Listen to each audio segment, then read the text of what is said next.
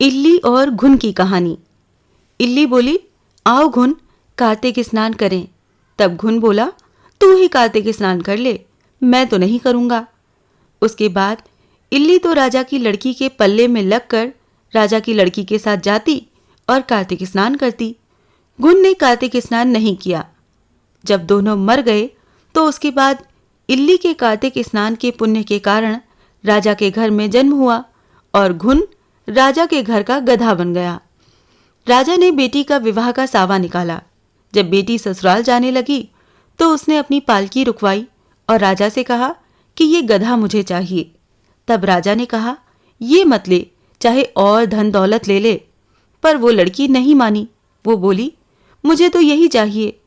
गधे को रथ से बांध दिया गया तो गधा दौड़ने लगा। महल में पहुंचने पर गधे को महल के नीचे बांध दिया। जब लड़की उतरती तो गधा कहता, मुझे पानी पिला दे। तब लड़की ने कहा, मैंने पहले ही कहा था कार्तिक स्नान कर ले, पर तूने कहा था मैं तो बाजरा खाऊंगा और ठंडा ठंडा पानी पीऊंगा। उनको बातें करते राजा ने सुन लिया। जब राजा ने कहा, आप मुझे सारी बात बताओ, तब उस लड़की ने अपने पति को सारी बातें बता दी पिछले जन्म की, कि पिछले जन्म में मैं इल्ली थी और ये घुन था। तब मैंने कहा था इससे कि तू कार्तिक स्नान कर ले, पर इसने नहाया ही नहीं मेरे साथ। मैं कार्तिक स्नान के पुण्य से राजा के घर में लड़की हुई और अब आपके घर में राजपाट कर रही हूं। तब राजा ने कहा कि कार्तिक स्नान का इतना पुण्य है तो हम दोनों जोड़े से नहाएंगे।